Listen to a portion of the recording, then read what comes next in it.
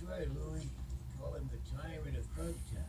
Oh yeah? Never heard of that place. You're kidding me, right? Who's never heard of the Thugtown incident back in 28? No, what about it? Nobody really knows what happened.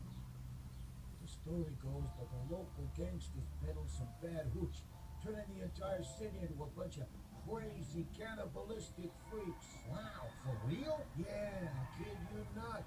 Zombies. In the end, the army gassed the entire town with everyone in it.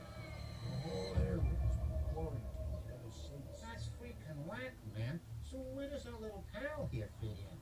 Well, there was only one guy who miraculously survived the whole massacre.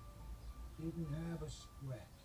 They say he must have done some nasty stuff to get out of there alive. The government tried to make him do time. But in the end, the whole incident was swept under the rug. And therefore,